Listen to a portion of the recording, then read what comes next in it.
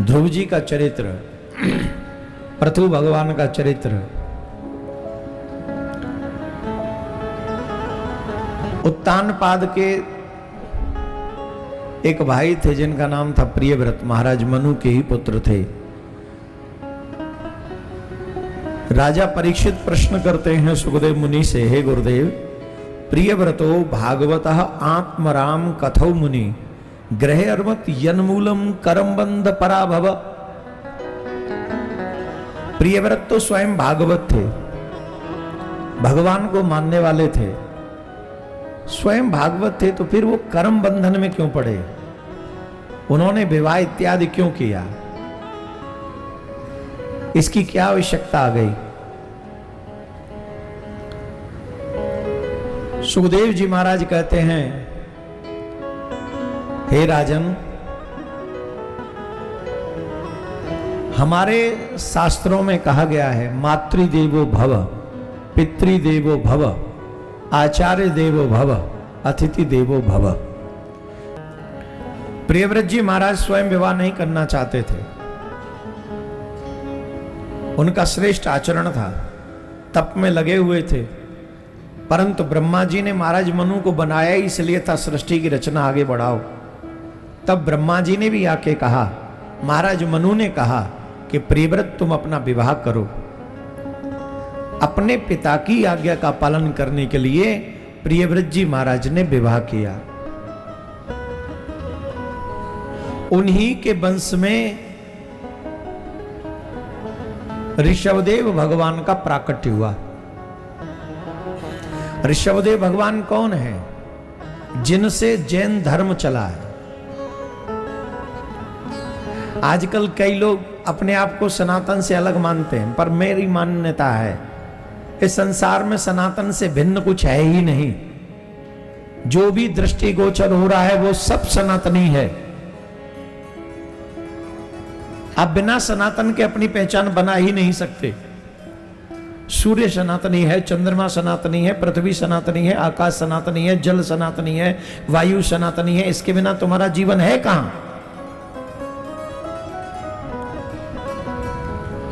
और जो तीर्थंकर है ऋषभदेव भगवान, वो तो भागवत में 24 अवतारों में से एक है। गुरु गोविंद सिंह जी, नानक देव बाबा, इन्होंने जो गुरु ग्रंथ साहिब लिखा है, गुरुबाणी लिखी है, उसमें राम कृष्ण का नाम कितनी बार आया है? सनातन से अलग कैसे? वो जहां सिख भाई जाते हैं उसका नाम है गुरुद्वारा। गुरुद्वारे का मतलब है गुरु का द्वार, तो गुरु का द्वार ही तो सनातनी है। गुरु और गोविंद का दो ही द्वार तो सनातनियों के लिए पूजनीय है। हम सब सनातनी। प्रियव्रत जी महाराज ने अपने पिताजी और दादाजी के कहने से विवाह किया। उन्हीं के परिवार में वंश में ऋषभदेव भगवान का प्राकट्य हुआ, जिनसे जैन धर्म आगे बढ़ा। अब सुनिए, कौन कौन चाहता है हमारा पुनर्जन्म ना हो, इसी जन्म में मुक्ति मिल जाए, मोक्ष मिल जाए? जो जो चाहते हैं हाथ उठाइए।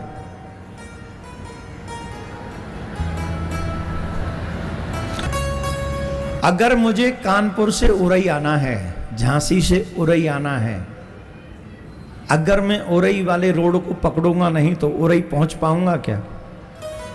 जवाब दीजिए। वैसे ही अगर मैं मुक्ति पाना चाहता हूं और मैं जीवन में उस रास्ते को स्वीकार न करूं कि मुझे वो मुक्ति वाला रास्ता स्वीकार करना है और न करूं, तो क्या मैं मुक्ति तक पहुंच पाऊंगा क्या? इसी का बहुत बड़ा जीता जागता उदाहरण श्रीमद् भागवत में है, भरत जी महाराज का प्रसंग। बड़ा अद्भुत प्रसंग है, 3 जन्मों का वर्णन है भागवत में। भरत जी महाराज के 3 जन्मों का वर्णन है और बड़ा अद्भुत प्रसंग है।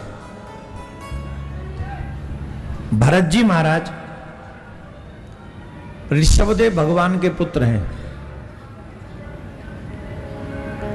और ऋषभदेव भगवान के पुत्र हैं। बहुत दिनों तक राज्य किया और एक आयु हो जाने के बाद ऋषभदेव भगवान के पुत्र भरत जी ने राज्य छोड़ दिया, अपने पुत्र को राज्य दिया और स्वयं वन में कुटिया बनाकर भजन करने लग गए।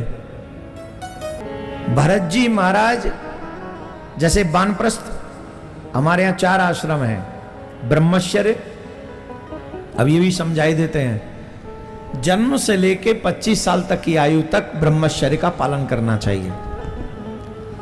25 साल से लेके 50 साल तक गृहस्थ का पालन करना चाहिए। 50 साल से लेके 75 साल तक वानप्रस्थ का पालन करना चाहिए और 75 के बाद संन्यास लेना चाहिए। आजकल बच्चे 33 साल के हो जाते हैं, शादी नहीं करते। और कभी भी पूछ लो शादी कर लो बच्चों, अभी अभी हम पैरों पे नहीं खड़े हैं। कब करोगे? बोले जब पैरों पे खड़े हो जाएंगे। और तू न भाई ठाड़ो पामन पे तो क्या हुआ? ऐसे तो जो ठाड़ी ना है पात, फिर का करें तेरो,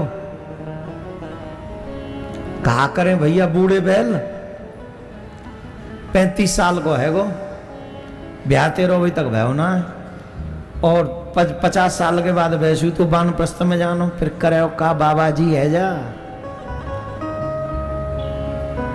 जितने भी सनातनी हिंदू भाई बहन मुझे सुन रहे हैं, आपसे आग्रह कर रहा हूं, आपके बच्चों का विवाह 20 साल से लेकर 25 साल के बीच में हो जाना चाहिए, ये उचित समय है। फिर 50 साल तक 25 साल गृहस्थ में रहे, सुख हो या दुख उसे छोड़े नहीं।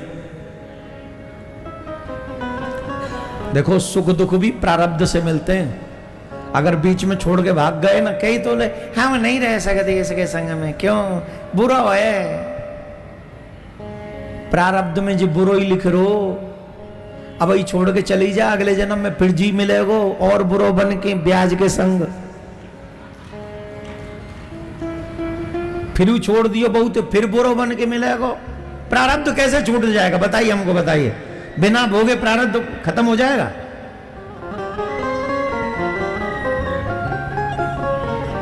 सुख दुख जो मिलते हैं, काउ न को सुख दुख कर दाता, सुखस्य दुखस्य न को अपि दाता। किसी के देने से तुम सुखी दुखी नहीं होते, तुम्हारा प्रारब्ध ही तुमको सुख और दुख देता है। चाहे पत्नी के रूप में, पति के रूप में, बेटे के रूप में, बेटी के रूप में, बहन के रूप में, भाई के रूप में, मां के रूप में, बाप के रूप में, इवन फ्रेंड्स के रूप में। मित्र भी मिलते हैं तो प्रारब्ध के ही साथ मिलते हैं, जो तुम्हें एक सुख देगा एक दुख देगा।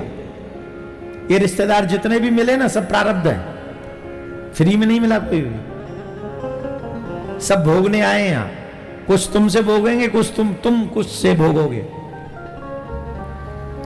इसलिए 25 से 50 साल तक सुख भोगो, दुख भोगो, जो मिल जाए गृहस्थ में, पति पत्नी से भोगो, बच्चों से मिल जाए वो सब भोगो। और 50 साल के बाद जब ज्यादा ही दुखी हो तो वानप्रस्थी हो जाओ कि अब हम चले अगले आश्रम में।